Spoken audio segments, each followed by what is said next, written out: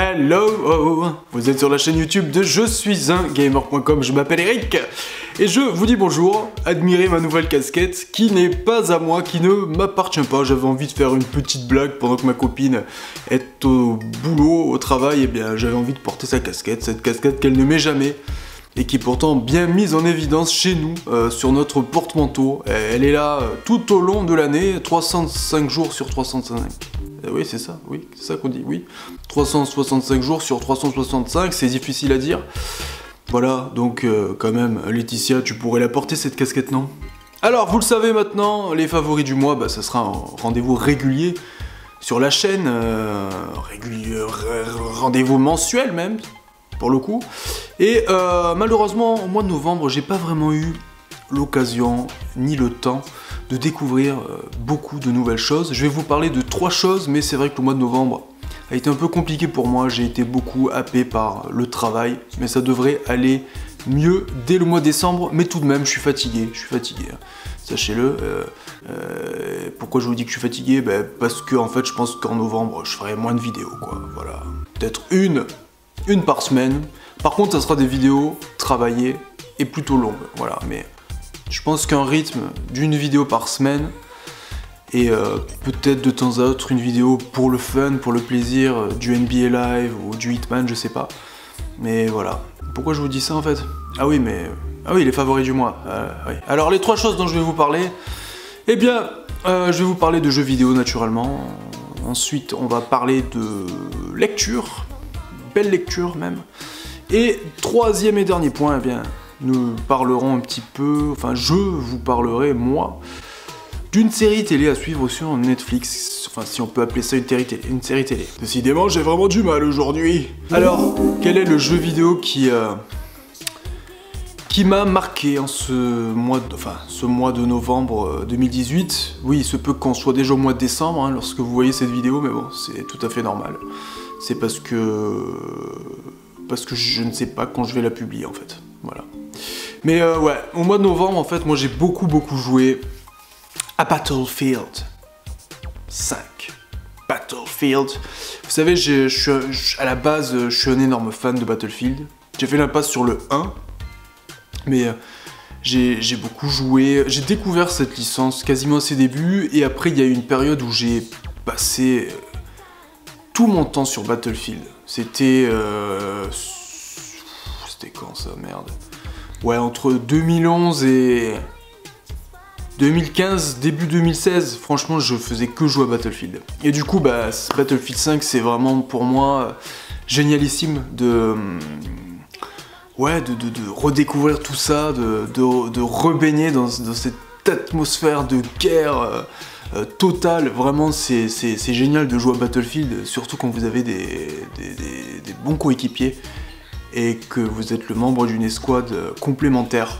Et c'est vrai que c'est un jeu, c'est le jeu multi par excellence. Et bizarrement, ça m'arrive aussi d'y jouer en façon solo, quoi, à Battlefield. Genre, je prends mon snipe et je fais chier un peu tout le monde, ou pour voler avec les avions, c'est cool aussi ça. Mais ouais, je mets Battlefield 5 comme mon favori du mois. De toute façon, vous savez déjà ce que je pense de ce jeu si vous avez visionné la dernière vidéo test qui a été publiée sur la chaîne cette semaine, voire même lu le test papier sur je suis un gamer.com. Donc Battlefield 5, voilà.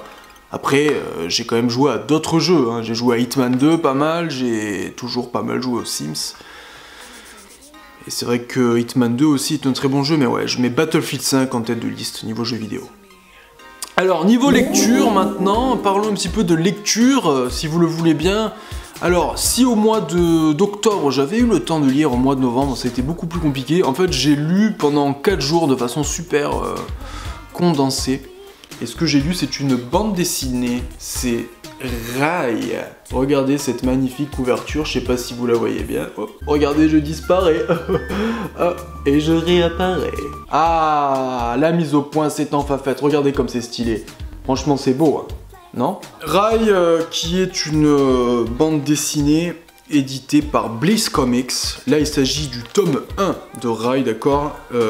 Pour information, il y a quand même 315 pages, mesdames et messieurs.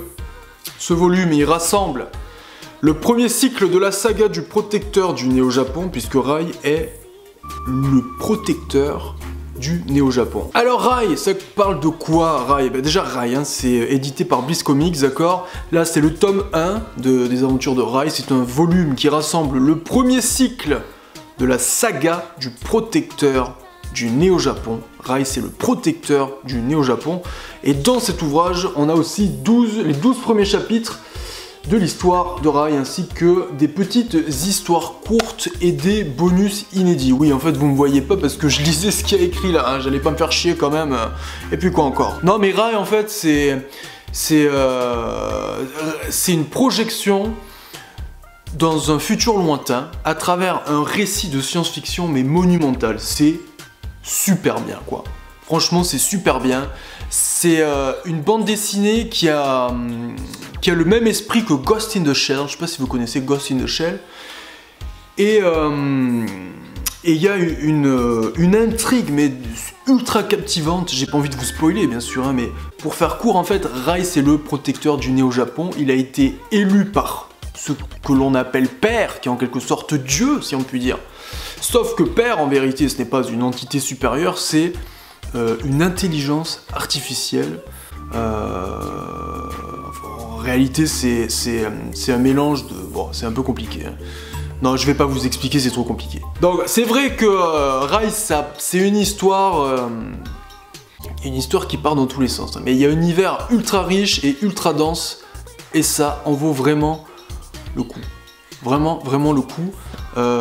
Parce qu'on a des êtres humains dans le futur, on a des robots, on a des androïdes, d'ailleurs ils ressemblent comme deux gouttes d'eau aux androïdes de Detroit Become Human. Il y a des monstres également. Non mais il y a tout plein de choses, vraiment c'est génial Rai. En fait c'est vrai, là je suis un peu comme un con là, vous voyez, parce que je sais pas trop quoi vous dire. Et puis même si je devais vous exprimer par des mots ce que vaut Rai, je sais même pas si ça se dit ce que je suis en train de vous dire, mais si je devais parler de Rai avec des mots, comme je suis supposé le faire, puisque c'est une vidéo qui est publiée sur YouTube, donc je m'exprime, d'accord, je m'adresse à vous, mais même si je devais le faire, franchement, ça serait impossible, tellement c'est compliqué en fait. Ouais, en fait, je me rends compte que cette BD, elle est pas si bien ça, parce que ouais, c'est vrai que l'histoire, la trame, elle est pour le moins complexe, hein. Alors, on va pas se mentir. Mais après, il y a des magnifiques dessins. Franchement, les illustrations sont à tomber, c'est magnifique. Un très très beau coup de crayon. Très beau coup de crayon. D'ailleurs, ça me fait penser, je me rappelle, je passais un entretien pour obtenir mon stage de fin d'année. Et j'étais tombé sur la gérante d'une agence événementielle à Montpellier qui m'avait posé cette question. Il m'avait dit « Et sinon, vous avez un bon coup de crayon ?» Non mais sans déconner, je crois qu'on parlait quand même d'art juste avant, juste avant d'entrer dans cette discussion-là. Ouais, enfin, pourquoi je vous dis tout ça en fait? Alors, maintenant, la fameuse série TV Netflix n'en est pas vraiment une, mais ça se trouve sur Netflix. Vous savez, il n'y a pas si longtemps que ça, je me suis mis à la pâtisserie. Moi j'adore manger, je vais pas m'en cacher, et j'adore faire à manger. Même si j'ai aucune réelle connaissance théorique, hein, je sais pas, je cuisine comme ça, quoi. Naturellement, tu vois. Pour moi, c'est inné, quoi. non, c'est pas vrai. Mais en fait, ouais, c'est quelque chose qui me plaît vraiment, la cuisine. C'est peut-être un peu instinctif. Ma façon de cuisiner est instinctive, mais j'essaie, si vous voulez, de rationaliser ma façon de cuisiner, et il n'y a rien de mieux pour ça que de faire de la pâtisserie. Alors j'ai fait un gâteau au chocolat fondant qui était très bon d'ailleurs, j'ai fait un cake au kiwi très bon que j'ai un peu inventé à ma sauce quoi, et c'était pas mal du tout, ouais. Je pense que ma chérie a bien aimé d'ailleurs. Et du coup je passe un petit peu mon temps à regarder des émissions culinaires. Sur M6 j'aime bien regarder Le Meilleur Pâtissier, mais là sur Netflix il y a un truc génial, 10 fois mieux que n'importe quel programme culinaire en France, ça s'appelle Chef's Table.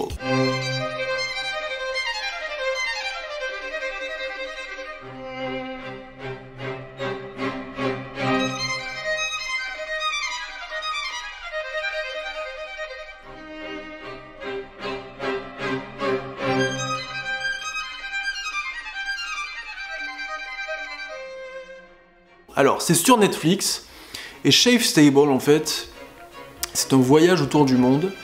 C'est filmé à la façon d'un reportage, mais aussi d'un documentaire. Du coup, c'est vraiment une émission très raffinée. En termes de style, c'est très travaillé, c'est très joli à regarder.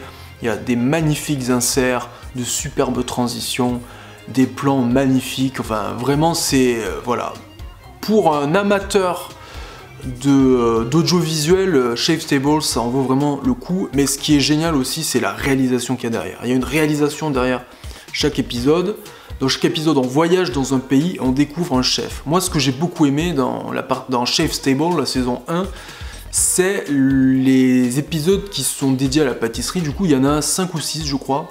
Et il y en a un qui est super marquant où on part en Catalogne rencontrer Jordi, qui est le cadet d'une fratrie composée de 4 frères qui sont tous cuisiniers, qui travaillent tous dans le même restaurant. Jordi, d'ailleurs, a été médaille d'or, meilleur pâtissier au monde. Donc ça, c'est quand même incroyable. Et ce mec, ce mec ne fait pas de la pâtisserie, il fait de l'art, en fait. Il fait de l'art avec des ingrédients, avec du sucre, avec de la farine, avec du beurre, avec du chocolat, avec des fruits. Et à travers, bien sûr, les techniques de pâtisserie qu'il a développées et qu'il a fini par maîtriser, mais il fait de l'art. Voilà, la cuisine, chez ce gars-là, c'est un art, parce qu'il a une réflexion, une façon de cuisiner, d'appréhender la cuisine qui fait que c'est bluffant ce qu'il fait. Et il n'y a pas que lui, en fait, à chaque émission, on se focalise sur un personnage qui vit dans un pays en particulier. Par exemple, il y a un New-Yorkais qui a fini à Bali. C'était super intéressant de voir sa nouvelle façon de faire de la pâtisserie. Le fait de voyager et de s'être expatrié, ça lui a ouvert les yeux quelque part et ça lui a permis d'explorer d'autres champs du domaine de la pâtisserie. Donc voilà, Chef's Table, vraiment très très sympa. Et puis encore une fois, c'est une émission vraiment détente, mais qui est une incitation au voyage, à l'évasion.